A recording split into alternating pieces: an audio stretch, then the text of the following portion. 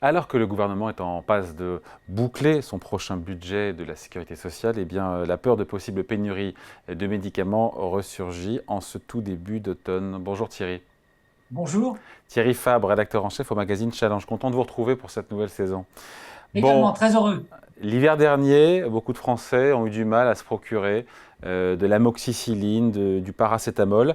Est-ce que cet hiver, on devrait moins manquer avec ce qui se trame, puisque manifestement, on paiera un peu plus cher le prix des boîtes, ou à l'unité d'ailleurs, d'amoxicilline? Alors oui, ça devrait s'améliorer parce qu'on voit bien que le gouvernement change de stratégie.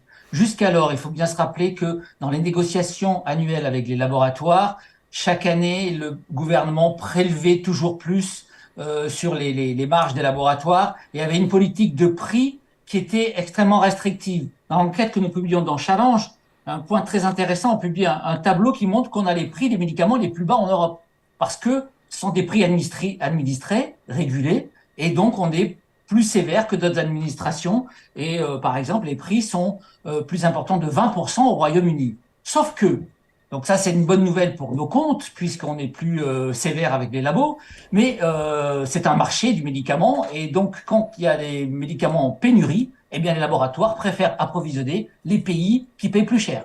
Donc on est en train de se rendre compte qu'il y a une limite donc à la compression des prix et aux taxes importantes sur les laboratoires, ce qui fait que, par exemple, la moxicilline, difficile à prononcer, va augmenter sensiblement l'année prochaine. Et donc, il y a toute une série de prix aussi qui vont être à la hausse. Et donc, pour répondre à votre question, on peut espérer une réduction des pénuries puisque la France sera devenue un peu plus intéressante pour les labos. Donc le gouvernement va autoriser une hausse de 10% donc, du prix de l'amoxicilline. Temporairement, encore une fois, je crois que c'est sur 6 mois. C'est pris en charge quand même à hauteur de 65% par l'assurance maladie, quand même, c'est remboursé. Donc il y a une part qui est payée Oui, par tout la à fait. collectivité. Non, bien sûr, c'est-à-dire l'impact pour les consommateurs sera de toute façon limité. La discussion, elle est souvent sur les caisses de l'État. On se rend compte qu'en ce moment, l'État admet que ça va lui coûter un peu plus cher en remboursement de médicaments, mais il préfère choisir cette voie. Alors, pour plusieurs raisons. La première, c'est les pénuries dont on a parlé, mais on se rend compte que l'État est allé peut-être un peu trop loin dans cette politique restrictive. On voit des sociétés, des labos en difficulté avec des arrêts de production. On se rend compte, on le met dans l'enquête de Challenge, la josacine, je ne sais pas si ça vous évoque quelque chose, la josacine, cet antibiotique qui était fabriqué en France, il ne l'est plus, le labo a fermé. On voit bien que c'est un marché et souvent les labos préfèrent se délocaliser et aller dans les pays plus attractifs. Et donc, on a décidé, et Roland Lescure, le ministre de l'Industrie, l'a confirmé dans les Échos d'hier, on confirme ce changement de stratégie pour rendre plus attractif, en fait, la France aussi pour la production de médicaments. C'est pas seulement lutter contre les pénuries, c'est aussi attirer les labos sur notre sol. Il y a d'autres médicaments que l'amoxicilline qui pourraient voir leur prix augmenter temporairement de 10%. Alors ça, j'ai pas la liste précise, mais je crois qu'elle est encore en discussion. Mais il y a en tout cas sur le principe, Roland Lescure l'a confirmé hier, sur le principe, on va acter des hausses de médicaments, alors que jusqu'alors, c'était vraiment l'optique inverse, c'était essayer de raboter le prix. On a pris conscience qu'il faut s'aligner plus sur la moyenne européenne, hein. On est, dans les chiffres que l'on publie, on est quand même 5% en dessous de la moyenne, et avec, je vous dis, des pays comme le Danemark, plus 23%, la Suisse, plus 19%, Belgique, plus 16% par rapport à nos prix de médicaments. Donc, il faut s'attendre à ce qu'on se réaligne parce qu'on a pris conscience qu'on ne peut pas tenir comme cela. Tout cela aura un coût évidemment pour la Sécu, puisque tous ces médicaments sont remboursés par la Sécu. Et donc pour renflouer tout ça, le gouvernement, on le sait, songe à doubler la franchise sur les médicaments, à charge pour les patients, de 50 centimes à 1 euro. On sent, c'est pas fait, on sent que l'exécutif hésite, notamment on a vu ça sur la taxe sur les billets d'avion, beaucoup de taxes qui étaient prévues, qui manifestement resteront dans les cartons. Là, c'est pas tranché. Alors, c'est pas tranché, mais d'après les infos que l'on a, ça paraît probable. depuis le début, on avait discuté à Challenge avec Bruno Le Maire. Bruno Le Maire essaye de limiter les hausses de taxes qui sont proposées par différents ministres pour tenir la ligne macroniste depuis 2017, c'est-à-dire de baisser les impôts et ensuite de stabiliser. On voit bien que l'argumentation change pour la Sécu. C'est-à-dire que l'argumentation qui est servie, c'est il faut sortir du tout gratuit. On considère qu'en France, on rembourse énormément, et c'est vrai que là aussi, quand on se compare, on rembourse plus que les pays voisins, et ça crée des comportements.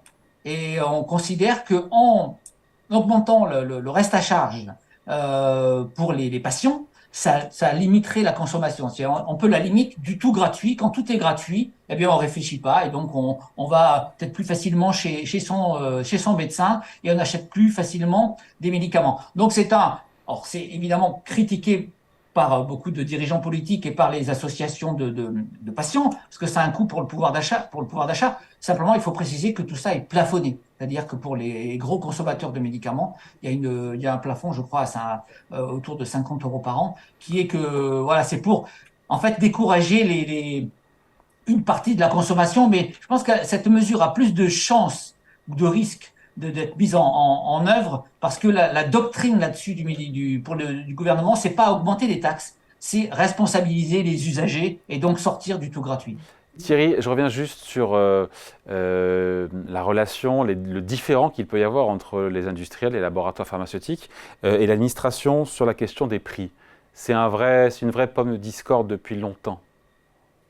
Exactement. C'est depuis longtemps, les négociations sont assez dures.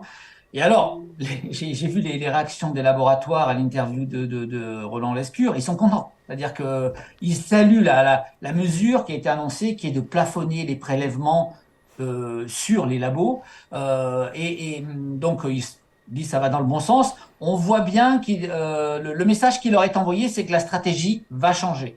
Et donc, même si ensuite, ça va être des discussions des négociations âpres pour fixer le prix, mais ils sont contents du changement de stratégie parce que l'État, en fait, a plusieurs intérêts à changer de stratégie. La hausse des prix, c'est une mauvaise nouvelle pour les caisses de la Sécu, d'accord. Mais si on limite les pénuries et si on rend le territoire français plus attractif pour la production de médicaments, c'est aussi un avantage. Et vous savez qu'en ce moment, le côté de l'exécutif, on mise beaucoup sur la reconquête industrielle. Et dans la reconquête industrielle, évidemment, l'industrie pharmaceutique en fait partie. Et donc, si on peut localiser en France certaines usines plutôt que dans des pays jugés plus attractifs, ce sera positif. Donc, il y a plusieurs raisons, en fait, qui expliquent le changement de pied assez important du gouvernement et qui a considéré qu'il y a moins d'intérêt à être beaucoup plus sévère et restrictif avec les labos. Ouais, les labos qui ont pendant longtemps pesté et fulminé contre ces baisses de prix, mais qui sont pour l'instant manifestement du passé, baisses de prix qui leur étaient imposées, puisque le prix des médicaments est imposé par l'administration. C'est ça, c'est un prix régulé. C'est-à-dire que la particularité, c'est que la France est vraiment à des prix administrés. Vous savez, dans des pays comme les États-Unis, les prix sont libres. Et donc, c'est un prix administré, mais avec des acteurs privés capitalistes, et donc sur des comportements de société capitalistes. Et donc, il faut faire attention dans le prix administré que ce prix ne soit pas désincitatif et peut susciter des comportements qui, en fait, nous soient défavorables. Pendant longtemps, on s'est dit les marges des labos sont plantureuses, ce qui était en grande partie vrai. Vous savez, dans les dépenses des labos, il y a les dépenses de marketing qui sont, je crois, aussi importantes que les dépenses de recherche. Donc, ce sont des sociétés cotées en bourse qui se portent globalement bien. Mais on ne peut pas, on a sans doute poussé le bouchon trop loin. C'est-à-dire, sur cette base-là, en faisant payer les labos, on voit bien que ça a des limites et qui se retourne contre l'État. C'est ça surtout, c'est-à-dire que l'État n'est pas là pour défendre l'intérêt des labos, mais l'État doit composer avec leur comportement. Quand leur comportement nous est défavorable, moins d'usines en France, plus de pénuries, on se dit qu'il faut faire un effort pour augmenter les prix. Ouais, d'autant qu'en 10 ans, et vous le rappelez très bien dans votre enquête, la France est passée de la première place à la 4e pour la production de médicaments sur le sol français. C'est ça, donc ça, l'impact est très concret, c'est-à-dire souvent le lobby des médicaments, chaque année, pousse des cris sur le comportement du gouvernement en disant qu'il va y avoir des délocalisations. C'est quand même une réalité, c'est-à-dire que la France est devenue moins attractive pour les labos pharmaceutiques. Et donc, ça, évidemment, il faut corriger le tir et les prix est un moyen très important de le corriger. Juste avant de se quitter, pourquoi parler de retour de la guerre des prix dans les C'est-à-dire que médicaments? il y a toujours eu une négociation âpre, mais si vous voulez, c'est devenu une guerre parce que l'enjeu est devenu très important. Quand dans la balance, les labos font un chantage à la pénurie en disant si vous n'augmentez pas les prix, je suis désolé, mais vous aurez moins d'antibiotiques. Quand ils font un chantage au traitement, on a vu que certains traitements qui coûtent extrêmement cher n'ont pas été diffusés en France et en Europe parce que les labos trouvaient le prix insuffisant. Donc il y a des malades, pour certaines maladies rares, qui n'ont pas pu se procurer les traitements parce que les labos ont jugé que le prix était insuffisant. Donc ça ressemble quand même à une guerre. L'enjeu derrière, c'est le traitement des malades, c'est aussi l'implantation des usines sur notre sol. Et on a vu que cette négociation qui a toujours été une bataille, elle a atteint un stade beaucoup plus intensif. C'est pour ça qu'on utilise le mot guerre qui me semble tout à fait approprié. Bon, rien à voir, mais il faut parler de la couverture, évidemment, de la une de Challenge. Alors, c'est pas une guerre, mais en tout cas, c'est pas facile pour les propriétaires immobiliers. Je crois que vous titrez là-dessus. C'est ça, on titre sur le stress des propriétaires immobiliers, où on a évidemment beaucoup de retours de leurs difficultés à vendre sur un marché qui est de plus en plus bloqué. On a évidemment ces problèmes de diagnostic énergétique, véritable casse-tête, mais qui font aussi baisser les prix. Donc la période est extrêmement critique pour les propriétaires, avec une véritable baisse des prix. On le voit quand même dans beaucoup de villes, y compris à Paris. Et donc c'est sûr, on fait un grand dossier en expliquant tous ces problèmes. Le stress des propriétaires, enquête à lire donc dans le magazine Challenge. Merci Thierry. Merci Bonne journée. beaucoup. Bye. À bientôt.